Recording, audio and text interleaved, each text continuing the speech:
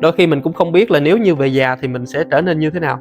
Thì hôm trước á, mình có xem một cái video như thế này. Thì lúc trước á, để mà làm được dạng video như thế này á, các anh chị cần phải sử dụng một công cụ là Stable Diffusion ha, để chúng ta có thể làm được công cụ như thế này. Công cụ đó thì khá là khó cho đại đa số chúng ta có thể sử dụng được ha. Thì hôm nay mình có một cách để chúng ta có thể tạo những video kiểu time lapse này, để chúng ta có thể biến những gương mặt của chúng ta từ độ tuổi sơ sinh cho đến khi chúng ta đến 100 tuổi luôn thì chúng ta sẽ trở nên như thế nào ha. Video này thì mình nghĩ nó cũng khá là thú vị để anh chị có thể sử dụng được. Mình sẽ làm hướng dẫn rất là chi tiết để anh chị có thể làm được cái video này nhé. Ok anh chị, chúng ta sẽ làm thử dạng video này để xem kết quả như thế nào nhé. Đương nhiên là cũng chỉ để tham khảo thôi, chứ nó cũng không chính xác được 100% đâu. Chúng ta sẽ tạo thử hình ảnh xem như thế nào nhé. Đầu tiên mình sẽ sử dụng Midjourney để mình tạo hình ảnh ha. Mình sẽ vào trong trang web Discord để mình tạo. Chúng ta cũng có thể tạo ở trên trang web Midjourney Alpha này cũng được, hoặc là chúng ta tạo trong Midjourney bằng Discord. Đầu tiên giả sử như mình upload hình ảnh của mình lên. Đây là hình ảnh của mình. Đấy, mình sẽ vẽ lại hình ảnh của mình. Ví dụ như mình muốn vẽ lại lúc đầu khoảng 1 tuổi chẳng hạn, thì mình sẽ dùng một cái room này chẳng hạn ha. Mình sẽ sửa lại một vài từ ha, ví dụ như Vietnamese voice, rồi mình để là 1 tuổi và tỷ lệ hình ảnh khoảng 23 đi. Mình có thể kéo hình ảnh này vào để cho Midjourney sẽ tham chiếu lại hình ảnh đó để nó vẽ lại những hình ảnh cho mình ha. Đây, anh chị có thể thấy ha, đây là một cái room của chúng ta. Đương nhiên phần phía dưới này là phần chúng ta mô tả lại nhân vật thôi. Chúng ta sẽ xem thử kết quả như thế nào. Nếu như kết quả ổn chúng ta sẽ tiếp tục chúng ta vẽ lại một loạt những hình ảnh ha. Đây, nó đã vẽ lại cho mình lúc mình 1 tuổi nè ha anh chị. Vẽ có vẻ là cũng không có giống lắm đâu. Rồi ok ha, ví dụ như mình sẽ chọn một cái hình ảnh thứ tư này đi chẳng hạn. Đấy, mình sẽ upscale hình ảnh thứ tư này lên. Rồi bây giờ á, mình sẽ dùng cái câu room này để làm cái câu room chuẩn ha. Và mình sẽ vẽ lại tất cả theo cái độ tuổi khác nhau ha. Đầu tiên á, mình sẽ vẽ là 1 tuổi ha. Sau đó mình sẽ vẽ 3 tuổi. Enter. Tiếp tục mình sẽ vẽ đến 5 tuổi. Chúng ta sẽ vẽ ở những cái độ tuổi nào mà có sự thay đổi lớn ấy, thì chúng ta sẽ bắt đầu vẽ ha. Ở những cái độ tuổi nhỏ nè, chúng ta sẽ vẽ lần lượt khoảng 2 tuổi, 3 tuổi, sau đó 5 tuổi, rồi đến 10 tuổi. Rồi sau đó chúng ta sẽ cứ 10 năm chúng ta sẽ vẽ lên một lần. Đấy, mình sẽ vẽ tất cả những hình ảnh này của mình ra ha. Sau đó mình sẽ chọn những hình ảnh nào mà hợp lý nhất, mình sẽ sử dụng nó và mình sẽ biến thành video anh chị. Ví dụ từ 10 tuổi nè, mình sẽ vẽ đến khoảng 18 tuổi chẳng hạn. Rồi mình sẽ vẽ tới 25 tuổi.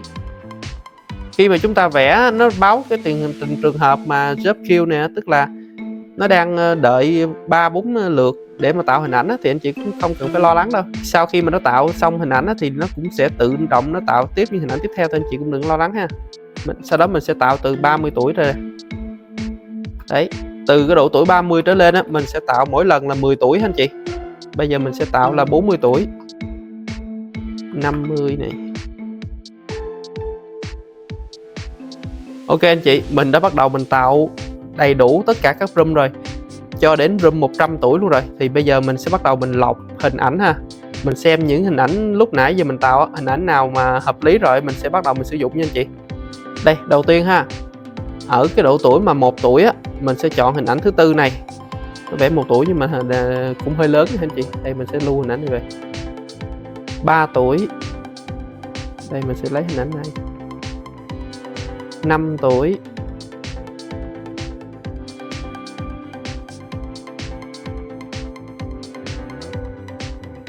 Rồi ok anh chị, chúng ta đã có một loạt hình như thế này. Đây, đây là tất cả những hình ảnh mà chúng ta đã có đây. Phân chia theo các độ tuổi khác nhau ha. Đây là các độ tuổi theo định dạng khác nhau anh chị, từ 1 tuổi cho đến 100 tuổi ha. Thì video này chúng ta cũng sử dụng để mà làm mang tính chất giải trí là nhiều thôi, chứ thực tế là nó cũng không có mang được cái sự chính xác là nhiều đâu. Sau khi mà mình có được tất cả những hình ảnh này rồi á, thì chúng ta sẽ sử dụng một công cụ để chúng ta biến những hình ảnh này để trở thành video ha.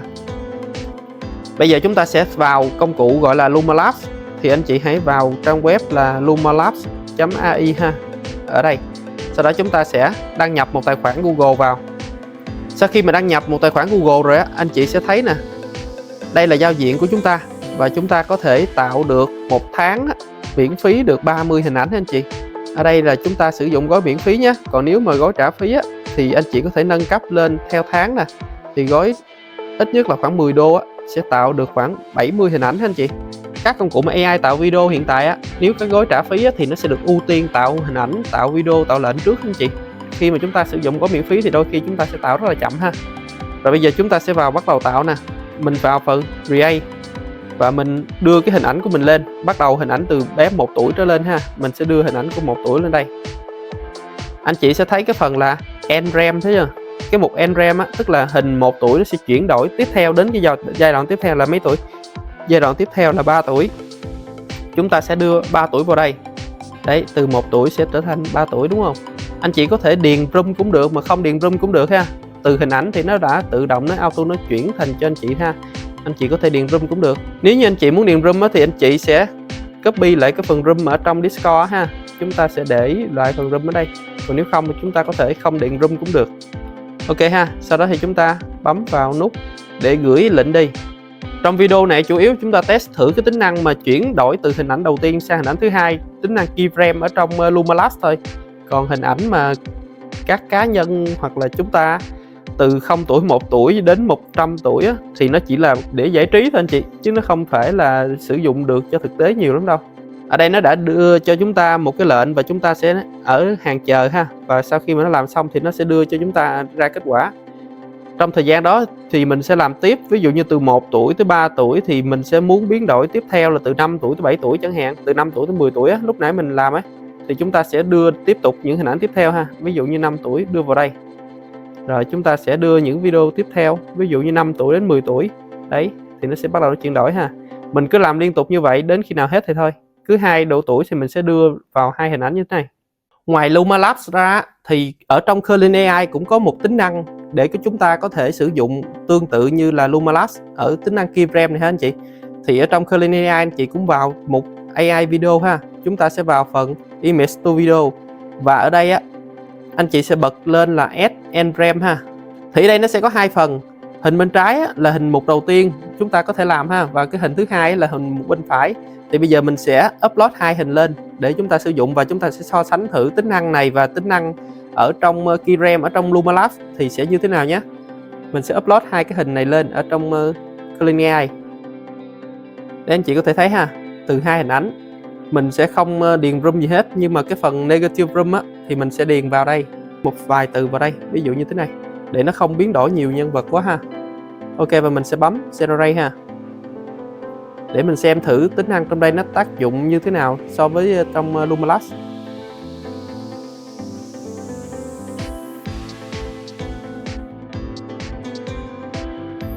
Đấy, chúng ta đã có kết quả trong Curling AI rồi. Trong Curling AI cơ bản khi mà xuất hiện 2 nhân vật như thế này thì nó sẽ biến đổi cả nhân vật luôn, chứ nó không phải là biến đổi một cái khuôn mặt của nhân vật giống như trong video lúc đầu chúng ta xem nữa.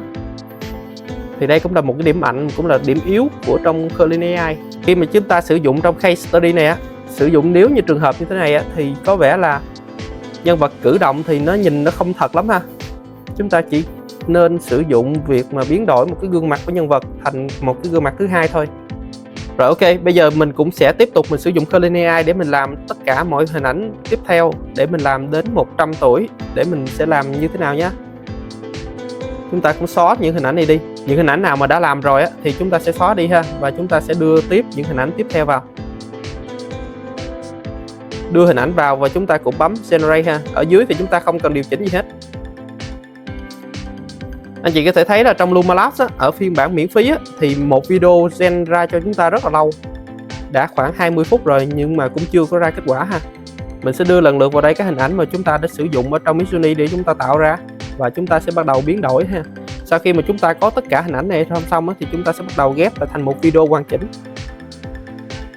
Curling AI hiện tại thì cái gói miễn phí của họ sử dụng được 66 Reddit trong vòng 1 tháng nha anh chị. Chúng ta sẽ có thể tạo được 6 hình ảnh hoặc là video để mà biến đổi thành những video khoảng 5 giây.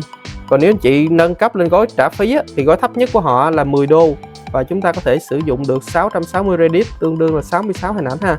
Đương nhiên là 60 Reddit của gói miễn phí cũng sẽ được cộng vào gói trả phí nha anh chị. Nên gói trả phí thì mỗi tháng chúng ta sẽ tạo được đâu đó khoảng 72 hình ảnh. 72 hình ảnh mà với mức giá 10 đô thì nó cũng khá là ổn so với các AI hiện tại ha. Ok, mình đã đưa hết tất cả hình ảnh vào đây rồi và chúng ta chỉ chờ kết quả thôi nhé anh chị. Nếu mà so sánh về chất lượng video á, thì hiện tại Runway Gen 3 đang là khá là ổn trong việc tạo video. Tuy nhiên Runway Gen 3 bị một nhược điểm là chi phí khá là cao ha. Hơn nữa, Runway Gen 3 hiện tại phần hình ảnh á, biến đổi từ hình ảnh sang video á, thì mới chỉ có support hình ảnh theo tỷ lệ là 16:9 thôi. Chúng ta chưa có làm theo được những hình ảnh theo cái dạng khác được. Đấy là một trong những cái điểm yếu ha. Có thể là trong thời gian tới thì họ sẽ bắt đầu họ điều chỉnh lại. Và trong đây thì cũng chưa có tính năng NREM giống như trong Luma Labs hoặc là Kling AI ha anh chị.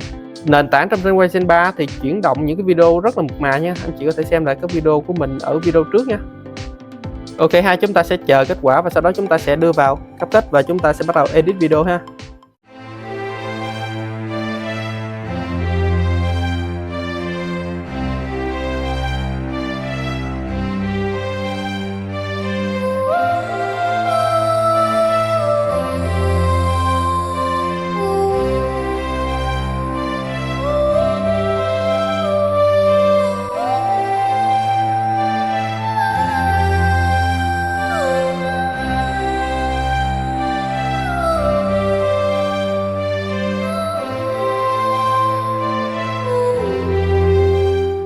Ok anh chị, đó là các cách sử dụng các công cụ từ Midjourney cho đến Luma Labs để chúng ta có thể làm video này từ 0 tuổi đến 100 tuổi để chúng ta có thể xem được gương mặt của chúng ta hoặc là gương mặt người thân chúng ta sẽ biến đổi như thế nào ha. Đương nhiên là nó không thể nào nó đúng 100% được rồi, tại vì những hình ảnh chúng ta, bản chất những hình ảnh mà chúng ta tạo ra từ trong AI, từ người thật của chúng ta nó đã không giống rồi. Và những hình ảnh mà do AI nó dự đoán thì nó cũng không thể nào mà nó dự đoán được đúng cho chúng ta 100% được. Thì video này có thể sử dụng nhằm mục đích tham khảo là chính thôi anh chị. Nếu như anh chị muốn biết thêm về các công cụ AI cũng như là các cách sử dụng nó từ A tới Z, từ chưa biết gì về AI cũng như là chưa biết gì tiếng Anh và chưa biết về các kỹ thuật tạo hình ảnh, tạo video trong AI như thế nào, anh chị có thể tham khảo khóa e-learning của mình ở dưới phần comment nhé. Mình sẽ để phần comment ở dưới và anh chị có thể đăng ký tài khoản học thử nhé. Trong khóa e-learning này thì mình chia sẻ rất là chi tiết từ A tới Z các công cụ ha, và các cách sử dụng công cụ cũng như là tư duy sử dụng các công cụ này như thế nào để chúng ta có thể tạo được những cái case study phục vụ cụ thể vào từng cái mục đích, từng cái nhu cầu công việc của chúng ta ha. Nó không phải là chỉ có những cái case study ở trong cái khóa ở không thôi. Quan trọng hơn hết là chúng ta học về kỹ năng, về tư duy để từ đó chúng ta có thể phát triển ra bất kỳ một cái sản phẩm nào mà theo như nhu cầu chúng ta muốn ha. Ok anh chị, và hẹn gặp lại các anh chị trong các video lần sau của Tuấn nhé.